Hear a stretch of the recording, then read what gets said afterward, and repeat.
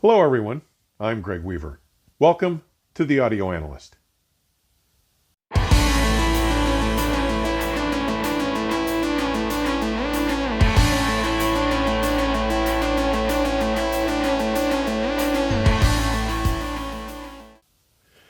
An interesting communication last week with David Sheriff, the new CEO of Parasound, informed today's episode. Now, in short, he offered to address some topics that would be of real interest to viewers in general and to the Parasound faithful specifically. He first wanted to discuss some of the changes that were being implemented to Parasound's support and dealer network, explaining founder Richard Schramm's original vision, how it morphed, and what he was doing to update and redefine it, as well as to outline the implementation of some of the changes in how they will be doing business going forward, in particular regarding the support system for their brick-and-mortar dealers. But he also expressed his concerns over how a few people at the top had benefited immensely from the efforts of some very talented and creative individuals who may have focused more on their passion rather than their own earning potential and security.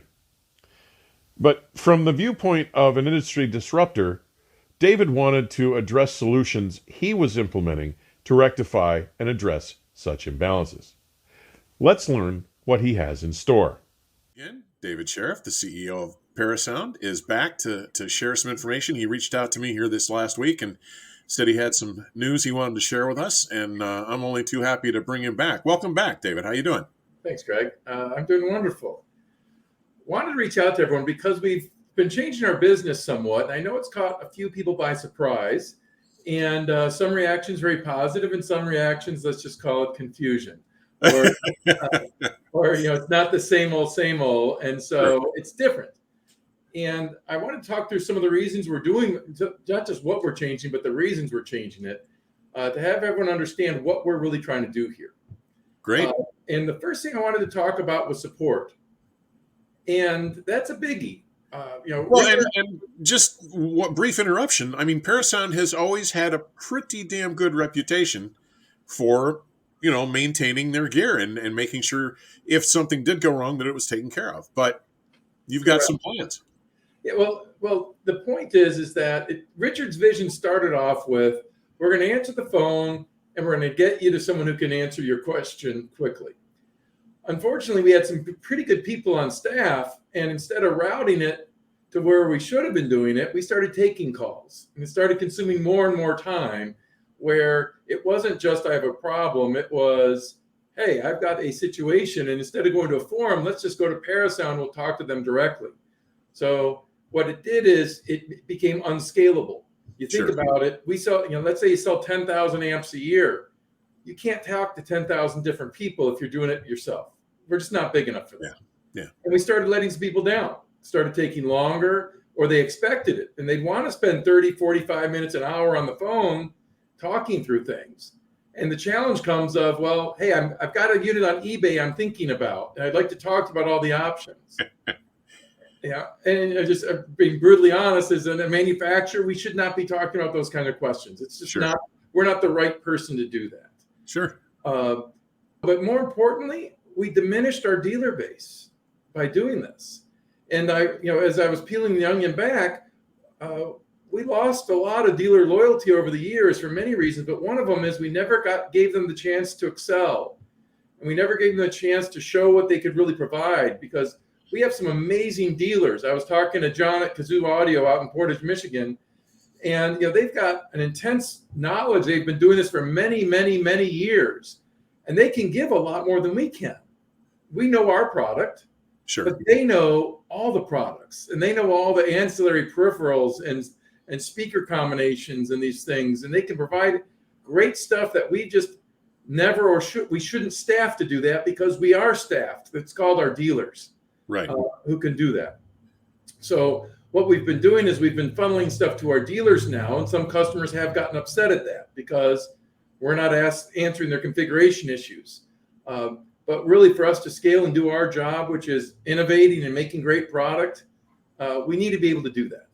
Well, it makes perfect sense to take advantage of a network that's pretty much already in place, And many of these dealers have dealt with these customers. They may not have been in their homes, they may have.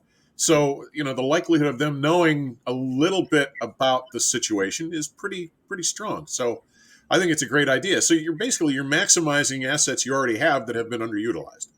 They have been, and really was. We didn't put the expectation on our dealers for that either. It was kind of some dealers, like Bennett University Audio in Madison, he's got his phone on all the time for his customers, but not all dealers who currently sell Parasound do that. Right. And we want those dealers like Ben or John who look at customer for life. And we really have to realize it because they know the listening environment. They've answered the questions. Right. They can do these things that we will never understand. As you know, the specific amp you buy is only a small portion of your listening experience. Synergy is everything, man. And it's, yeah. Correct. So we're really trying to, what I want to do is get out there of, we're not trying to be impersonal. We don't, as a matter of fact, we think we're being more personal. Sure. We're going to get you to someone local who can really help you and understand your environment, not just try to, put together an answer as quickly as we can on something.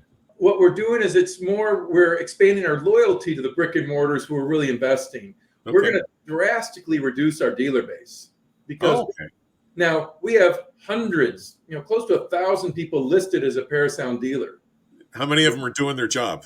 It is a let's call it the 80-20 rule. Totally, I get it. But if you don't ask them, we're just going to be talking to those people who call themselves dealers that say, if you can't support this product, if you can't do tier one where your customer who bought it from you can't ask you a few simple questions and understand and basic troubleshooting, then you can't be a Parasound dealer. We want elite people. We've got some phenomenal dealers out there who do a tremendous job, and we want more like them. So our dealers feel part of a group of elite people, not just anyone in the world can sell Parasound. And that's also one of the reasons we started getting so many calls, because we were allowing people to sell who really didn't understand our product. Yeah. And that's very frustrating for an end user, especially a high-level enthusiast or audiophile who has detailed questions, buy something, and they can't get their answers. Yeah. It's certainly not good for the long-term growth of the company or for the customer. I mean, most brick and mortar stores, they're not making a sale. They're building a customer base. They want to work with people as long as those people are able to want product. And that loyalty is really important. And I think this is a great idea. So right, friends. And I know I talked about last time, but we had a customer who had an old phono from us from 1987, and got a new cartridge, and it wasn't working the right way. But Meyer down in Southern Cal is like, hey, just send him to me. I'll help him, because these are the kind of dealers that we want. I know he didn't even buy from me, but I'll help because I'm building my base and I understand it's a long term, and that's how our brick and mortar dealers are going to succeed. And we have many who do. Well, it's like some magazine mastheads. There are some magazines that for a long time carried 80 names, of which there were 30 people that actually contributed. So, it makes sense to excise the dead weight. And you don't want someone out there carrying, saying they're a Parasound dealer who doesn't represent the product the way it needs to be represented. So I totally get it. Right. Someone who sells 1 or 2 units a year. That's not a dealer. That's not a dealer. Yeah. And we can't have that. And we've allowed it. And I understand why. And there's reasons they did that. But as we've refocused, that's not in our path going forward. Well, I think it's a smart move. I really do. I think it makes perfect sense. We think so too. There's a little bit of pains along the way and grumbling and people who say, well, we've been doing it this way for 50 years. Well, the landscape has changed, and the advent of the internet has changed quite a bit. And we need to support those people who've invested in their brick and mortar, but also understand there are many ways that people buy nowadays. Not everyone will go to brick and mortar. But we have made some decisions, such as the JC lineup is being phased out of online and distribution. It is going to be brick and mortar sales, because for that product, you need someone who knows what they're doing talking. Sure. Yeah, that makes perfect sense. Right. You don't sell Ferraris at McDonald's. I mean, You want to make sure that the people that are selling the product understand it and know how to actually set it up and integrate it and make sure it's going to work right. So Correct. makes perfect sense. Right. We also had to get our B stock, which in Parasound, our B stock is not blemished. Our B stock is more open box. Okay. And we allowed it to get a little out of control with some people that could buy it. And then it really hurt pricing online in other areas that we are changing. And once again, it's brick and mortar dealers, demo product. Hey, let's give you a B stock for demo products. We can get a good pace and not flood the market with product that's going to hurt our dealers' ability to compete. Sure. So we're really spending a lot of time with that right now. We're changing the way we deal with dealers every single day. So if you go to a Parasound dealer now, they will know stocking levels of every single component we have on a daily basis. They get an email every single day of every single item we have, of how many we have in stock. We tell them where our supply chain is. So they'll know, well, you don't, yes, I mean, on the times that we are out of stock and there's only one unit left that we're not, then you'll know when it's coming in. They'll be able to give you some good information. They'll also know what the problems are. So we're opening the vest a little bit, saying, yep, we found a problem with this inbound shipment. Here's what we're doing about it. So our dealers have that to try to help them understand that we're on top of this. We have a plan, and we're a very reliable partner. That's what we're trying to become. Makes perfect sense. And, like anything, the only thing that is constant in life is change. So people will get used to this.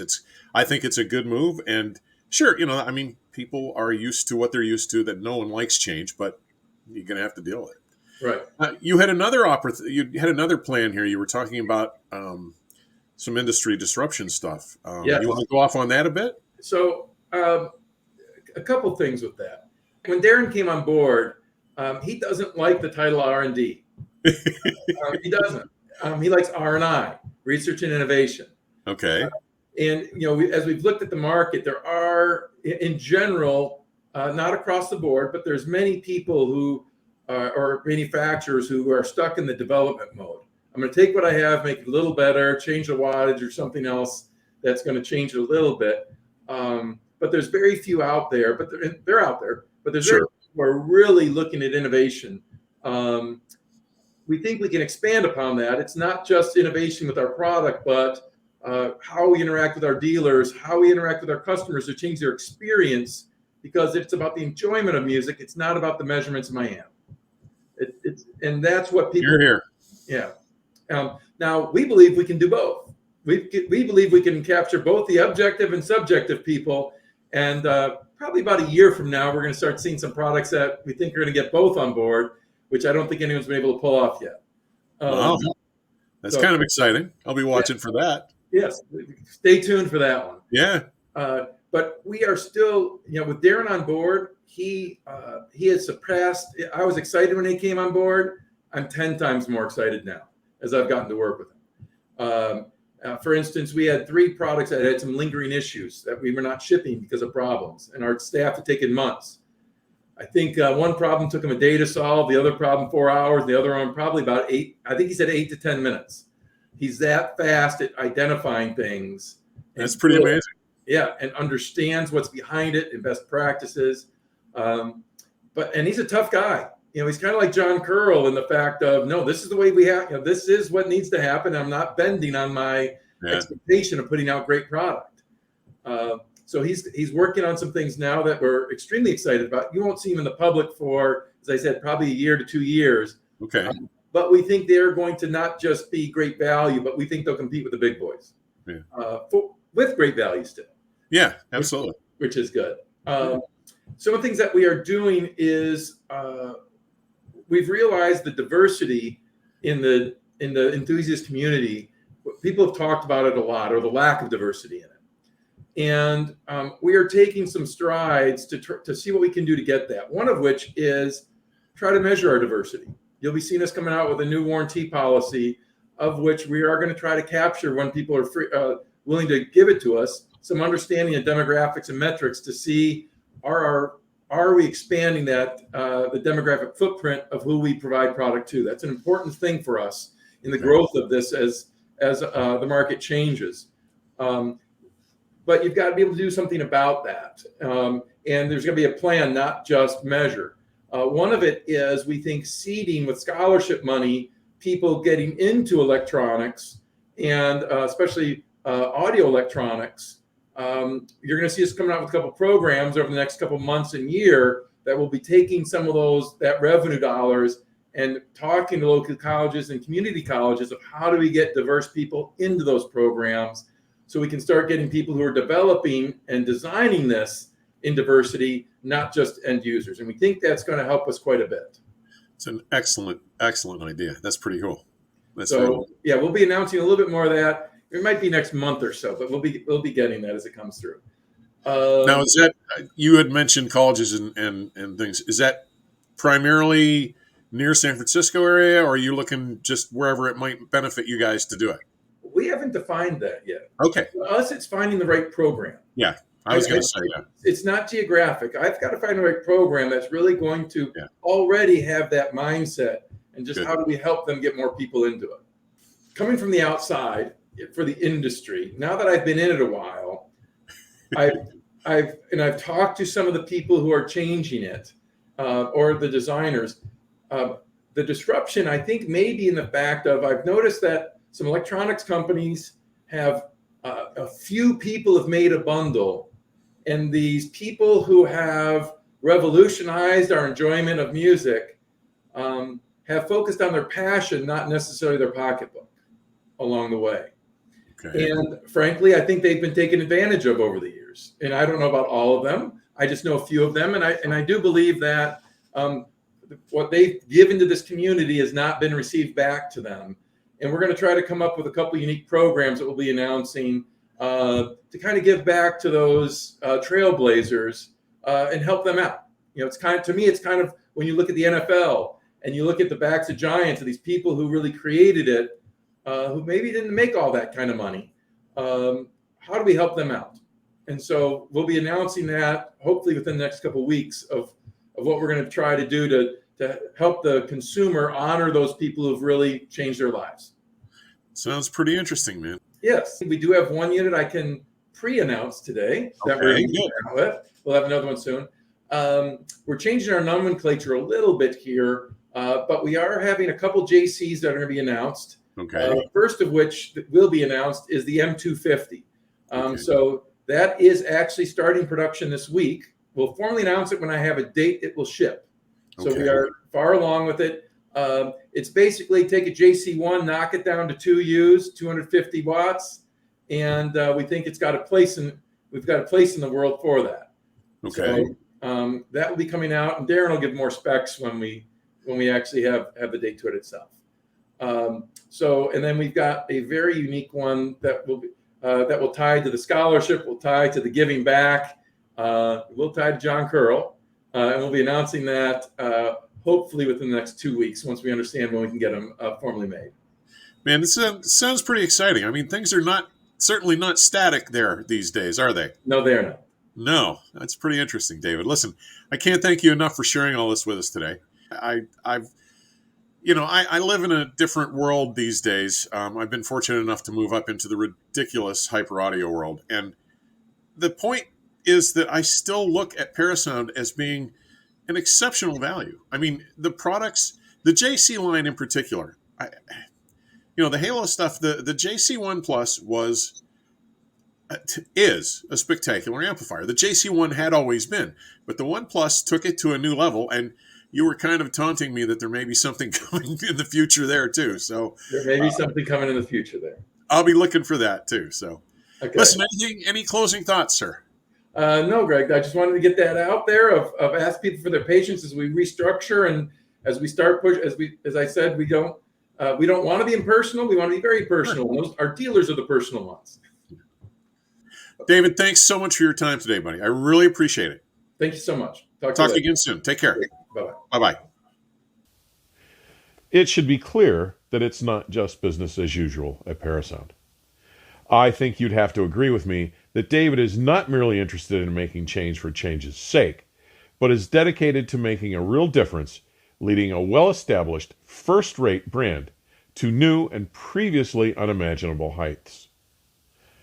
The often broad smile he wears throughout our conversation plainly serves to reveal his clear joy and enthusiasm with what he is doing and the genuineness of his commitment and approach to accomplishing his goals.